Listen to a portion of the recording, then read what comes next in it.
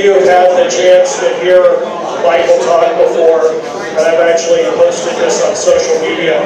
Michael is one of the most interesting people that I've ever heard talk. If you've ever seen, he has a new book out through Simon & Schuster that talks about the cycles of crypto, talks about how the stock market is on a cycle, real estate's on a cycle, and then how crypto also follows its own cycle. So I'm just basically going to hand over the mic. Michael, could you actually just talk about the high-level pieces on super cycle? Good afternoon. Hey, survived the week, right? Okay. Survived the week, much better. All right. Yeah, so I started the week in Monaco. So I was at the F1 and we got a non-stop flight from Nice to LA and about an hour and a half to go and transfer to Vegas. Flight was late, missed it by 2 minutes, and the next flight was delayed by 4 hours. So we got in after midnight with a 9-hour time lag, and I've been hard booting my West Coast time versus Central European time ever since. But, you know, keep going. So it's been an interesting week. Really happy to have David Bailey bring the Bitcoin conference to Las Vegas, where it belongs, and they announced now they're bringing it back next year. I've told people for a long time that Las Vegas is the place that conferences grow to a certain amount, and then we've trapped them. There's no place else to go. I mean, there are 35,000 people this year. There'll probably be 50,000 next year. There's no other place you can hold a 100,000 person conference without just cratering the city. And so I've lived in Vegas as either a primary or a secondary residence since 2006. I was a California escapee and moved here in 2006. First to Paradise Palms. Still have that home, and the lovely Elise Sands is now, Sam is now renting it from us. And that was actually a house that was used in the movie Casino. That's where they crash landed the plane, right in the back of it. And yeah, so I seem to have fallen into celebrity homes. Many of you know I own the place across the street, which was the Mike Tyson Mansion. Actually bought two of them with my ex-wife, who's I refer to as a real estate maximalist. And she was a broker and all this stuff, so whenever Bitcoin hit 1,000 or 10,000 or much less 20,000 or 50,000, we have to buy more real estate. So we did. We divvied up quite a bit of real estate. Have some nice real estate, but place across the street, lovely. I love it. Bought it with $10,000 Bitcoin, so you know, I'd rather have the 60 million, but that's all right. You know, it's the universe's way of saying you got to keep working, right? And so at any rate, I'm sure many of you are also signed up, or perhaps should be signed up for Tokenize, which this is the 12th year of doing the Tokenize Global Conference. The first 10 years it was known as Coin Agenda. We kind of upgraded the name last year. We do it twice a year now, once in Las Vegas. Usually they've been around Money 2020, but as Money 2020 got less crypto, and Venus flytrapped the Bitcoin conference to now being perpetually in Las Vegas, at least for the foreseeable future, we're now going to be just sort of tagging on to the end of what's really Bitcoin week, right? But we're not just all Bitcoin. We've got, you know, Ethereum, Solana, shitcoins. We don't have NFTs, thank God.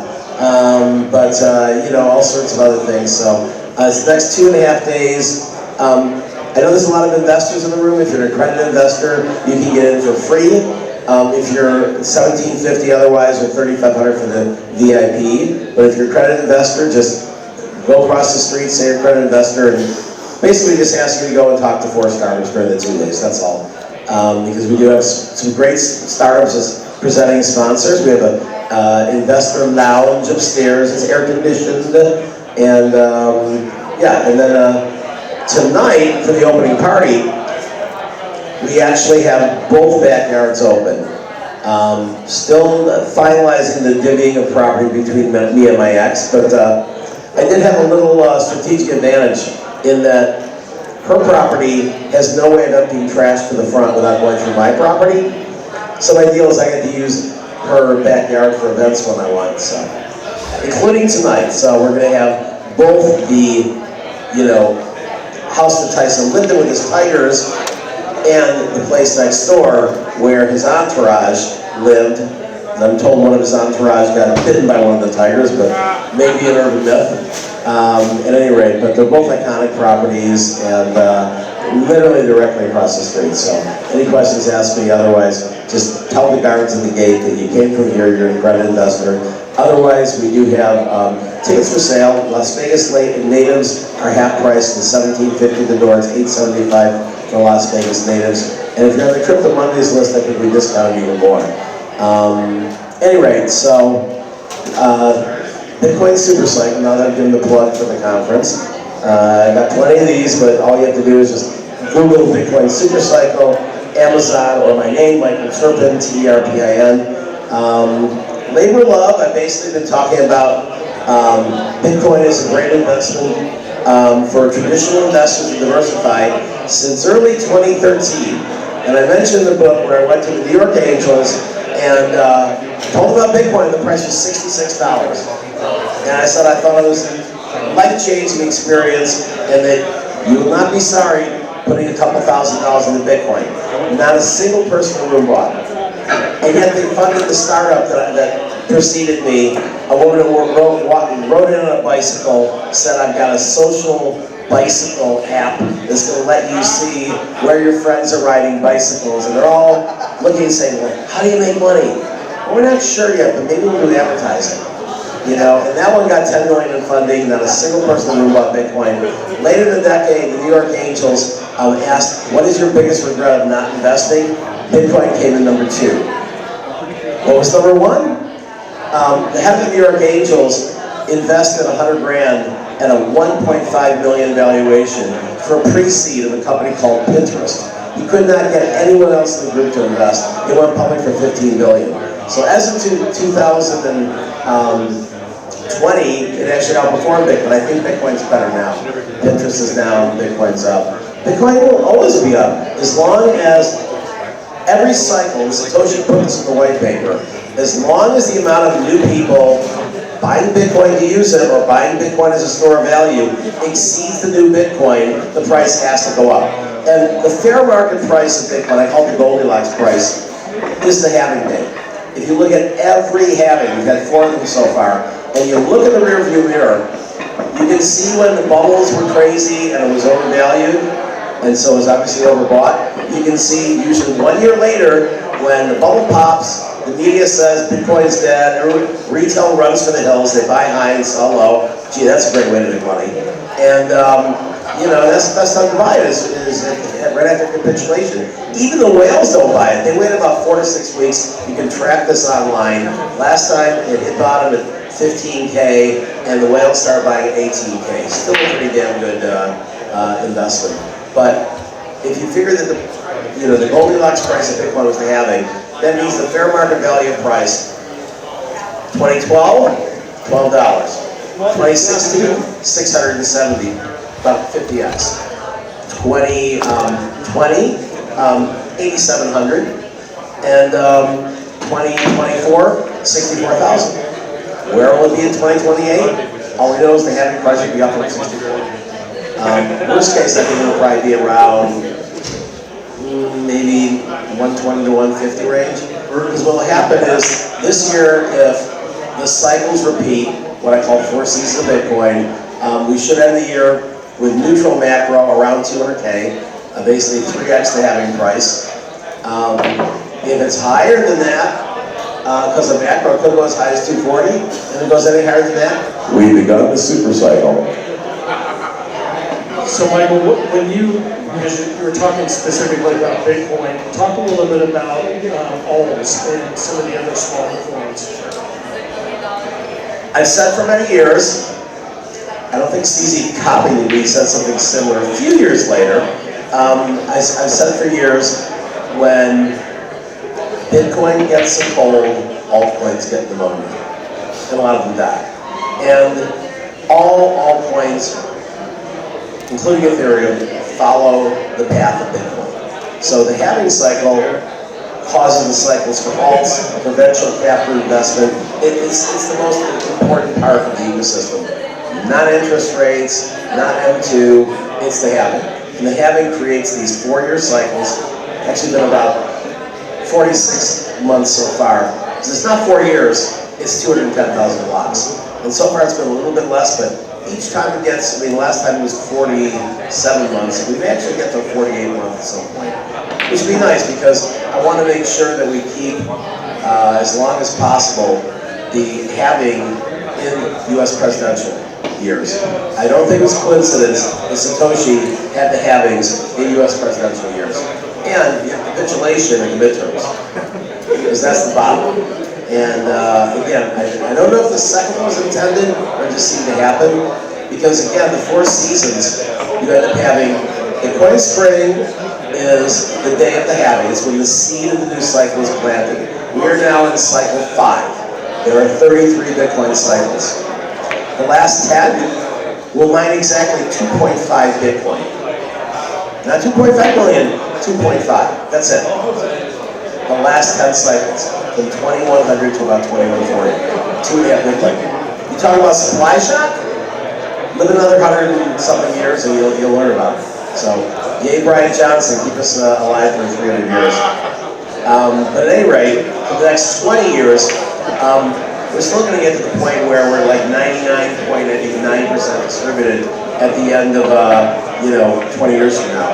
And at that point, we should be well over $1 million. I think we'll be at $1 million in 8 years. But what happens is we always hit the high the year after the halving in the 4th quarter. It's been very consistent. So Bitcoin spring, shortest season. Initially it was 4 months. This last time it's been 7 months. Longest it's ever been. Might get a little bit longer. I don't think it'll ever be a year. And it ends the day that you exceed the high of the prior cycle. In this case, it was 78,500. Until then, it's kind of flat. I mean, from April 20th, the day of the halving last year, to 6 months later, mid-October, it was literally 64,000. It went up as high as 71, dropped to 49 with, the panic selling that happened when Germany sold Bitcoins at 50K. How stupid. So they can collect fiat money that they can print anyway. How stupid. But, that's Germany's loss, and the people who bought it's gain. I bought some. And, so I was tweeting about it too. It's like, last time you were going to get 50K Bitcoin, which I believe it is. So when you hit that mark, Bitcoin summer, and I predicted in the book, which I finished at the start of August, that if Trump won, we would hit Bitcoin summer at the start of November, and if Kamala won, we would still hit it, but it would be end of December. Trump won, and we hit the new all-time high on election day. How convenient. And 73,850, 3 weeks later was 100 grand. And so that's when the rocket ship takes off. We have pullbacks, we both had pullbacks. We had 5 pullbacks of more than 30% in the 100x cycle in 2012-13. And yet, there's still idiots who will go and say, oh, the cycle's over now, it peaked on, inauguration day, and it's now going to go down to 30K. It's like, are you an idiot? You really think that, we waited 4-year cycle to have a 2-month bull market? I don't think so. And I don't think you're ever going to have a 2-month bull market. Bull markets have been pretty consistent, 9 to 11 months. I think we could go 12 months this time because we had a slow start. I do not think we're going to have a double-bubble like we had in 2013 and 2021. I think we're going to have a very similar 2017, where it just kind of goes around, sort of goes up slowly. It started the year at $900. Literally by this time of the year, I think we just passed 2,000. By the end of the year, it was 20K. Right? Most of the action usually is in the last 3 months of the cycle. That's when it just goes nuts. And so we'll see how nuts it goes. And that's when retail gets involved. They really still have not been involved this year, which is amazing. We hit several all-time highs, and retail is sort of like, hold on, do I do PT bills or do Dogecoin? And you're not even that big in Doge this cycle yet. So just wait till we hit 150, wait till we hit 200K. And I think you're going to see some return of FOMO. And but how it affects altcoins, I know I've run circuitously around there. is that, you know, when you have a bull market in Bitcoin, it makes the Bitcoiners wealthier. Right now, Bitcoin is about 2.2 trillion. If you double that, that's 4.4 trillion. And fund managers are making more money, institutions are making more money, we have a lot more of them now. There's just this wealth effect, right? That happens when housing prices go up, right? And people are able to buy new cars because, you know, their house just went up 20%. And so with the wealth effect here, people, you know, a lot of investors who are at the maxis will say, I can gamble a little bit of my profits on this meme coin, or, you know, this thing I think might go 20x. But as I say in the book, if you want a safe investment, buy Bitcoin. If you bought if you bought $12,700 worth, double the money if you want to just take it in an increment of like 25 grand, which is a typical angel investment. But $12,700 at the halving in November of 2012, it's only 12 and a half years ago, would have basically gotten you 1,000 Bitcoin. If you held that 1,000 Bitcoin, hodl it, did a good old hodl like the maxis recommend, it's worth 107 million today. You know any other stock market investments going to do that? 12,000 to 107 million? Now, if you follow my strategy, which is hold Bitcoin for 3 years and hold cash for 1. And so, the consistency of the bull market being at the end of the year after the halving has been remarkable. You literally have only 37 days between the earliest and the latest you've had an all-time high to peak out the cycle. It was December 4th, the year after the halving, after the first halving. It was December 17th, the year after the second halving. It was November 10th, the year after the third halving. It's 37 days. So there's just no way that, you know, January 19th, way early, was going to be the all-time high of this cycle. So I think that, you know, you may expand that 37 days to 45 days, 60 days, but I think it's still going to be in the fourth quarter. I think it just might be a little bit earlier in the fourth quarter. When you start getting in, that's when, you know, you want to not work it all, set it, forget it, put it in a time machine. You can take 12,000, you know, looking back, turn it to 107 million.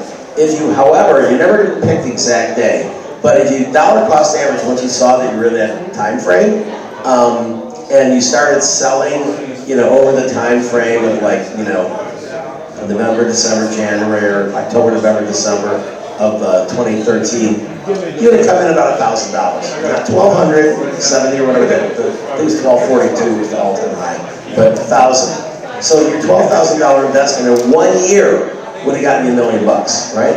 You hold on to that $1 million for a year, wait till it crashes, and went down 87%. Yeah, probably weren't going to say the bottom was 171. I did, because I didn't see it going any lower than that. And I even saw a lot of short sellers saying, I'm done, I can't squeeze any more, you know, juice out of this thing. And it took forever to recover. And that's what I call Bitcoin winter. Bitcoin winter is not when it's dropping. Bitcoin fall is when it's dropping. That's when things are falling. And so the bubble pops, 9 to 11 months so far has been the time frame after the all-time high of the prior cycle. So by that math, we should have our all-time high between August and October of this year. I don't think August is going to happen. I mean, I think that's a little early. I think you're going to have some froth in August, but I think more likely October, November. I'd be surprised if it goes all the way to the summer. I think probably October, November is going to be where we hit 200K or where we're going to head. The reaction to 200K, and it's bullish and buy, might go a little bit longer. And it's really hard to judge. It's easier to determine the bottom than the top. Because at the bottom, you can tell shortly after FTX that it was the bottom. Because the next shoe to drop in the bankruptcy parade, which by the way always happens the third year of the cycle. And that's because, as I quote Warren Buffett in the book, anti-Bitcoin guy, but you know, had a lot of great quotes about finance. He said you can only tell who's swimming naked when the tide goes out, right? When liquidity goes out, when the market crashes, you can tell who's been like going YOLO on like, you know, 10x bets and who's going to get liquidated.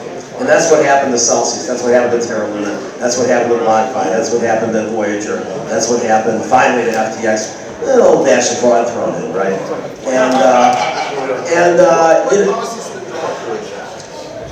What happens, what causes the drop is real simple. price is too high. You have people YOLOing in, and rational people look and say, oh, fuck no, I'm going to cash out at $200,000, that's way too high. And the whales are selling, and retail is buying like crazy, and that provides the liquidity for the whales to sell quite a bit. Not all whales hodl. If you look, there's a lot of whales who basically follow my strategy and buy once every 4 years, sell once every 4 years. And they tend to be a little bit early and a little bit late, so they've got a little safety. They tend to sell about 4 to 6 weeks before the peak. So when you see the first full wall of selling, and it's in that time of the season, start looking. Start running your own algorithmics. I recommend to look at on-chain and to also look at fear and greed. You typically have 90% plus fear and greed on the greed side when the bubble pops. Everybody's like, let's go to the moon, buy more. Can't go down, always up. Was that the last thing? One of the other ones that went under? Always up, always up, always up. And they're bankrupt now, and the guys are in jail. So, it's not always up. It's always up cycle to cycle, but it's not always up every day of every cycle. And so that's what causes the bubble to pop. And then it drops and it drops. But the one thing that I wasn't certain of until this last cycle is the market demands capitulation every time. It's not low enough after Terra Luna. You bought then, you still got wrecked. Wasn't low enough after Salsa. You have to wait until there's no hope